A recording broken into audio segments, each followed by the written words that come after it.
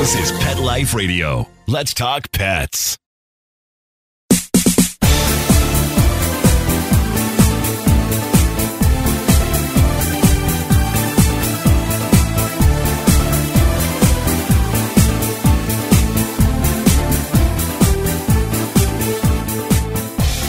Welcome to Bark and Swagger on Pet Life Radio. I'm Jody Miller-Young, your host. Did you know that cardiovascular disease kills one woman every 80 seconds? I didn't, and it's a really surprising statistic. But the good news is 80% of cardiovascular disease can be prevented. And coming up for the 15th year is the annual Red Dress Collection fashion show, hosted by the American Heart Association's Go Red for Women, which shines a light on heart health for women. Participating this year is Bo Derek. You remember her for her 1979 film 10, that gorgeous braided beauty running on the beach. Everybody knows her. What you might not know is Bo is a dedicated advocate for animals and has a brand called Bo Derek Pet Care that offers delicious smelling and healthy shampoo and conditioner for our dog. Bo joins us today to talk red dress, her brand, and more. But first, we'll take a short break from our sponsor. But don't go away. Just grab that favorite beverage, get comfortable, and we'll be right back. Does your dog itch, scratch, stink, or shed like crazy? Come to Dynovite for help. Order a 90-day supply of Dynovite. Dynovite for life. Pick up 2 tubes of Doggo Suds. Get the 3rd tube free. Peppermint, tea tree, lavender, Doggo Sud shampoo. Made with all-natural coconut, jojoba, aloe. Great for healthy skin and soft, shiny coats. But no itchy, harsh chemicals. Lather up, rinse away. Try Doggo Suds. Buy 2, get 1 free. At Dynovite.com. DINOVITE.com. Let's Talk Pets on PetLifeRadio.com.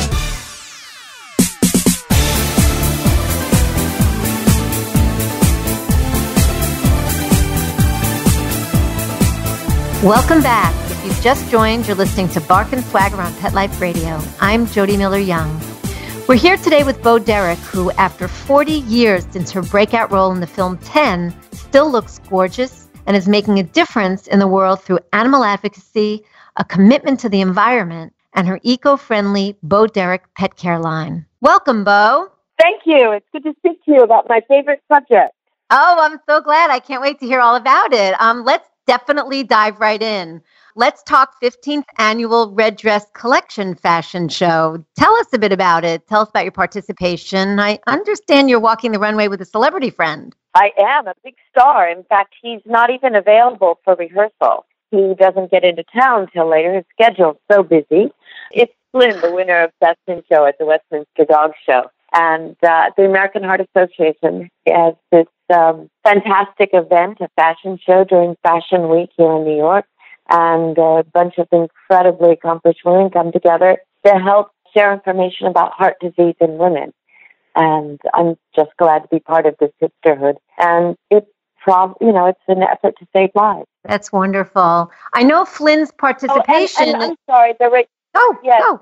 And the part with Flynn is very interesting because the American Heart Association is getting out the idea that the lifestyle with dogs is beneficial to our health, and people with dogs live longer. We have lower blood pressure, lower cholesterol, and we're fitter. So those are all good things for heart disease. Absolutely, and you beat me to it. That was my next question. No, it's fine. So regarding heart health for women, do you have anyone in your family that was affected, which makes your alignment with the AHA, this event, even more important to you? I think we've all been touched by heart disease. I don't know anyone who wasn't. Certainly, most all the men in my life at one time, my husband, my stepfather, had heart disease, my father. And I have a mitral valve prolapse, which is not uncommon, but without information, it can be very serious. And I did have a scare about 8 years ago, and because I and my doctor were aware of this, it probably saved my life. I'd been overseas in China working on wildlife trafficking issues for the State Department and came back with a very strange, felt like flu but worse, and that turned out to be a blood infection and endocarditis, and I'm fine. There's nothing residual, but it could have been very serious. Well, knowledge is power. Thank goodness you and your doctor knew. Exactly. Yeah, yeah. Now, you just mentioned advocating for animals overseas on endangered species. I know that's a passion for you, and there are many, many ways that you're involved with that. But I want to start with your brand, Bo Derek Pet Care, because you are eco-friendly. Tell us how this came about, this brand, and a little bit about your products and what makes them special. Well, it was kind of a funny start. I didn't plan to make dog grooming products. I had some partners who wanted me to start a skin line of cosmetics called War Paint. And it seemed a natural fit for me where I was in the industry at the time. And I was working with the laboratory and the chemist. And I said, listen, while we're making all this moisturizer and makeup, can you help me with my dogs? I've got 12 dogs. They all want to live in the house with me. It smells terrible. I'm so embarrassed at my own home. Help me. Is there anything we can do? So on the side, they were helping me make this product, and I got very excited, sharing it with all my friends. And the investors realized that's where my passion was. And they were great. They came and said, okay, let's restructure this business, this small business. And so we jumped right in and made it about pets. And what's important to me in this business is, our dogs are moving in our homes with us. Thank goodness they're not tied to a tree in the backyard anymore. And but at the same time, they still smell really bad. So we've got patented fragrance that neutralizes malodors. It's reactivated when the dog gets wet, which this time of year is often. And we just went through terrible storms with no power for 3 days at my home. Wow. And the dogs come in wet and smell good. So it's a great line of product. It's pH balanced specifically for dogs. And I've worked on it a long time. We even have a tearless face wash because my particular dogs like to roll in manure or anything dead. So I need to, a little a sponge dampened with water is not enough for my guys. So I need to get in there and scrub their faces. And so it's been really fun. And then as a company, we support retired military working dogs, which is, a dog that is very close to my heart. I'm so grateful for what they do for us. Yeah, that's amazing. Amazing. They all save lives. Yeah. Can you tell us a little bit about the organizations that you donate to? I try to send shampoo over actual product with military working dogs, a group that sends care packages, 200 packages at a time to dogs and handlers on deployment. Anybody can donate. You can donate toys, Kong toys, all kinds of things for the handler and the dogs, and that's a fun one. And then a portion of our profits goes to various different organizations that support retired military working dogs. Most of our dogs now do end up with a handler throughout the dog's career as a service dog. So that's a good thing. But it's nice to help out whoever adopts the dog, to help them out with some vet bills or whatever they might need. Absolutely. Can people get involved with donating, whether it's money or donating toys, whatever, through your site? Yeah, I'll put up a list of organizations that I personally get involved in, and then a portion of sales goes to various groups that I work with. So when you buy a bottle, you're supporting retired military working dogs. Which is amazing. And everybody, if you've got a dog like my dog, who is a Chihuahua, where they have, the tear stains on their faces all the time, this is great for that, right? It's great for that because sometimes you just really need that real cleaner and water to get in there. And so it helps soothe the irritation too the tears cause. Absolutely. Now, you're very dedicated, as I mentioned, to helping preserve the planet. I read a really funny story on your blog about discovering an eco-friendly way to deal with dog poop. You have to tell us about it.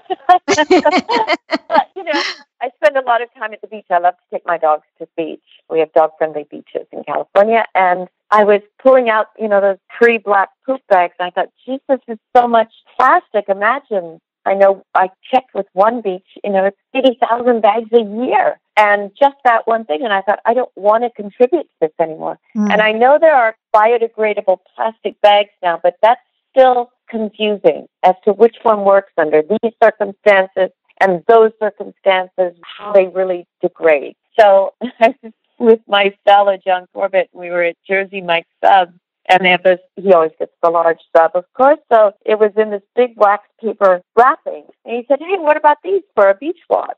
So I immediately sourced them on my favorite Amazon site, and I get the big black paper because then I know no matter what recycling truck process, whatever happens to that bag, it's not going to contribute to plastic in our ocean. Right, And, right. 90% of our plastics do not get recycled. I know. So I know it's horrible me. what happens. Yeah, and who's affected. It's absolutely horrible. But you have big dogs, it's a challenge to get away from. It's a challenge to get away from plastic, but it's become kind of a fun hobby for me now. And I think we're all going to move away from plastic here pretty soon now that we see what we've done. Yeah, people are becoming more and more aware of just where it ends up and who is affected. Yeah. So I think you're right. But you have big dogs. I mean, using those sort of wrapping things, I mean, that's a challenge too. Yes. How many dogs do you have, first of all? It is. I have 3 German Shepherds right now, so I have to get those extra large wax paper seats. And granted, some people said, well, what do you do if you're on a long walk and there isn't a trash can? When I pick up after my dog, I'm in a dead run for the trash can. Unfortunately, they're nearby. So, no, if you're going to collect your dog's poop and continue your run, that's going to be a problem. Yeah, but maybe there's some way that you can, people who need to can kind of tailor it, tweak it, so that it's something that can be knotted. Sure, and I am looking more into the compostable and degradable plastic, but I'm not so sure about it yet. I didn't feel comfortable advocating one bag over another yet. Right. This could be another product line, Bo. I know. Yeah. On a more serious note, but also on the eco tip, you were appointed by the president of Ecuador to serve as ambassador for the Yasuni Initiative, which, from what I understand, is addressing the threat posed by the extraction of crude oil from the fields there. Tell us about that. Yeah, Ecuador produces a lot of oil, and the president, Correas, had this, I thought, incredible idea. There were about 1 billion barrels of oil in this one very remote area of the Amazon, and 3 indigenous tribes lived there. And he was getting a lot of pressure from oil companies to drill there and from his developing country, their budget, and their economy. So he asked the world to give him half of what Ecuador would make from the sale of that oil to keep it in the ground and make an international preserve. And it was a great idea, I think, a little before its time because it didn't work, but other countries are doing it now, so that's a good thing. Amazing. And it's sometimes you're right. It's just keeping it out there until the time is right for people to get it and embrace it. But it has to start somewhere. Exactly. And sometimes it takes a good idea. Yeah. Some years. And a village, generally. Yeah. We're going to take a short break from our sponsor, but when we come back, we'll hear about Bo's advocacy for animals, including her work as special envoy to the Secretary of State for Wildlife Trafficking. It's fascinating, so don't go away. Refresh that beverage, get cozy, and we'll be right back. Sit. Stay. We'll be right back, right after we kibble a little with our sponsors.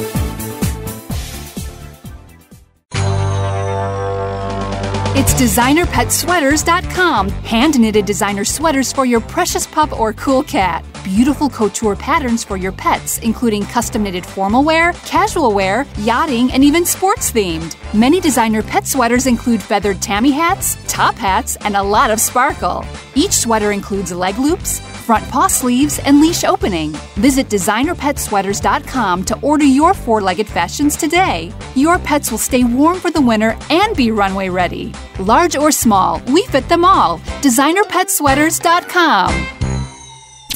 We wear fur, and we're damn proud of it. What? And our 4 legs. And our tail. And we go to the bathroom outside. Well, we may not be too proud of that. Sniff around, then mark your spot right here. Pet Life Radio. Let's talk pets.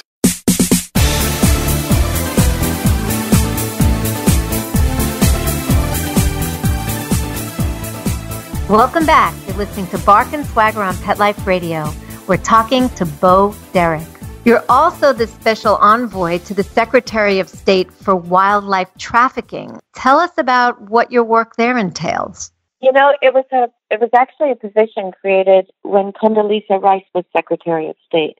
I work with an incredible group called Wild Aid on wildlife trafficking issues. So it's a very useful tool, this position. It's funny that obviously countries are very independent, but America sometimes, without laws, tariffs, and regulations, can influence the habits of other countries and other people. And Wild Aid, the reason I'm involved with Wild Aid is they focus all their efforts on reducing demand and changing people's choices. So, for instance, you don't hear about Wild Aid so much here, but in Asia, sometimes we reach 1 billion people a week through very beautiful, high-end advertising with pop icons in Asia, trying to convince people not to consume the body parts of wild animals.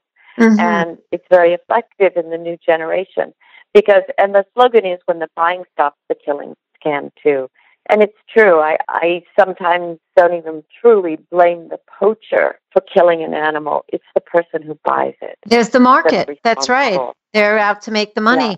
Are you finding that the younger generations in these countries are moving away from consuming? Yes, our studies are. Wild Aid has been doing this long enough in Asia. So, for instance, shark fin soup is down 80% consumption.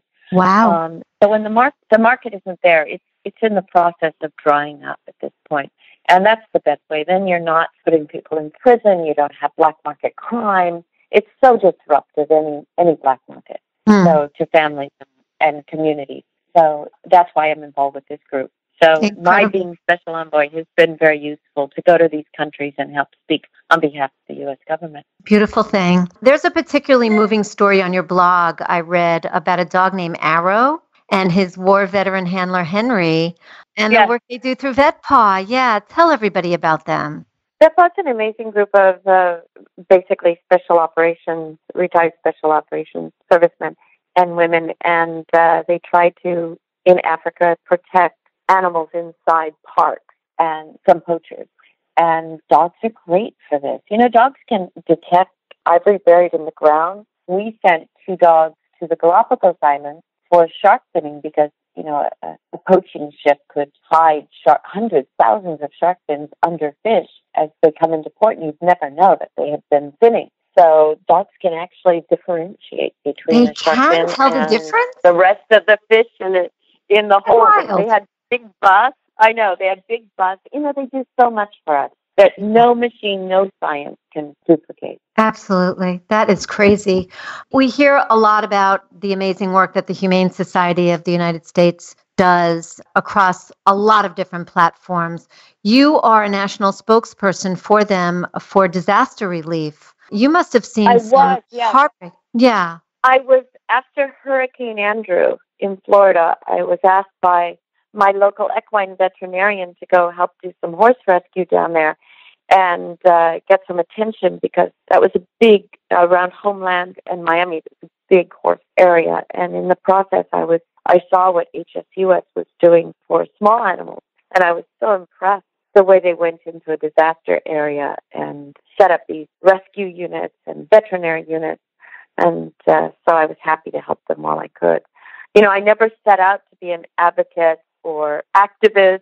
I meet people. I'm lucky enough to meet people. You never know who you'll sit next to at dinner. It could be a hero of yours. And when they ask, will you help us? It's an honor. So you just kind of fell into it, and then one thing led to another. I guess the more you learned, the more passionate you became, right? Yeah, and I think the more effective you become, and the network of people trying to make the world a better place. You know, I have to pick and choose where I spend my energy, but it's certainly a network of really heroic people. Oh, God, yeah. A lot of incredible people out there. You may not know that Bo is a major, major horse lover and an avid horsewoman and a published author. She is. Her book is called Riding Lessons, Everything That Matters in Life I Learned from Horses.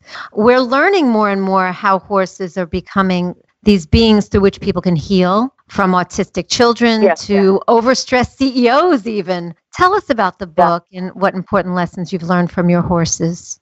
You know, the reason I focused on horses instead of, say, dogs or cats or normal pets is you really have to approach them differently. Most of our pets are predators like us, so we automatically communicate. It's easy. We don't have to work too hard. But when you have a prey animal that you're caring for, and want to develop a relationship with, it's very difficult. You really have to take all that aggression and come back to a neutral place for them to respond and feel safe with you. So that's why I think you learn more when you're around horses. You have to put all that domination, that dominance away and put it aside and come at them from a very honest place. That's really interesting, and they seem to know. Are you still a spokesperson for the American Horse Slaughter Prevention Act? Yes. Yes. There's not enough hours in the day to do everything that you do, Bo. My gosh, this is ridiculous. 17 years ago, I found out, and I'm pretty savvy in the horse world. 17 years ago, I found out we were then slaughtering horses in the U.S. I could not believe it. I thought it had stopped because we don't consume horse meat here at all for anything. No dog food anymore, nothing. So I thought, oh yeah, I'll come to D.C. and help you. This will be easy. Oh, the fight, the politics, the money that was spent on both sides of this issue was vulgar and ridiculous. And I got very discouraged because of the politics. And it's not party specific. It's ridiculous. If you want to know more about it, the Animal Welfare Institute is a good place, I think, on this particular issue. But I'm pretty discouraged about it all. We do not have any more slaughterhouses in the U.S. We accomplished that. They were closed down by the states, so that's a good thing. But they're still being shipped to Canada and Mexico for slaughter for human consumption overseas. Yeah. Yeah, and the land development, some land development organization out west is involved in keeping laws that are allowing our government to do things like this. I don't know a lot about it, but yeah, if you can find out more about it, it's a very interesting, but unfortunately political issue, and it pretty much livestock industry is afraid to regulate any four-hoofed animal. They're afraid of a slippery slope. And that's too bad because in my mind, we can separate horses and treat them differently than we do animals that we consume for meat here. Yeah. We're going to go really light to wrap up. You have a really cute cover dog contest on your site where a selected dog goes on the cover of your monthly magazine with their story. How can people get their dogs involved? Everybody's got a superstar. They do. But that doesn't mean they're a good photographer and that I can use their photo. It's true. Okay. But that doesn't mean you need any special camera. Any of the smartphones, borrow one from somebody, will do. But give me room to I make these myself. So give me room to put my cover dog, my logos, and my information and get it in focus. Because every dog is worthy, absolutely, of being a cover dog. But it's a fun contest, and I enjoy it, and I enjoy the stories that people send me about their dogs and how special they are and what they mean to them. Yeah, some of the stories are great. Absolutely. Let's wrap up with the Red Dress Collection Fashion Show. Tell people it's tomorrow, right? Yeah, it's tomorrow. I hope I don't fall down and embarrass Flynn. You're not going to fall down. He's going to hold you up. He's a Maltese. In my 4-inch heels going down the runway. I wouldn't want to embarrass Flynn. But I'm excited to meet him. I met him a couple of years ago at the Beverly Hills Dog Show when he won his group. That looked like a really fun show. I saw some footage from that because Johnny and Tara were involved, right? Yeah. Yeah. Oh, fantastic. I'm going again this year. It's next month, and it'll be broadcast on NBC Easter, and it's a really fun show. It looked it. They had a blast. And of course, they were, larger than life as always. So Thursday, February 7th, 8 p.m. at the Manhattan Center. Where can people find out more about Heart Health for Women and the Red Dress Collection Fashion Show? The American Heart Association website, of course. And then I know it's going to be streamed live on Facebook. So Red for Women. Perfect. Bo, thank you so much for giving us time today to talk. It was wonderful to speak with you, and continued success with everything you do. Thank you. Thanks. Oh, enter my cover dog contest. info@bodarrettpetcare.com. Send me pictures. Perfect. Thank you, Bo. Thank you. And thank you all for listening. Thanks to our producer, Mark Winter, who makes us sound like geniuses. Thank you, Mark. My passion is living stylishly and animal rescue. So tune in next time to discover the designers, home decor, styles, and rescue stories I love. And don't forget to visit me at barkandswagger.com where you'll find great fashion, shelter stories, and more. So until next time, when fierce fashion calls, bark and swagger. Let's Talk Pets, every week on demand, only on PetLifeRadio.com.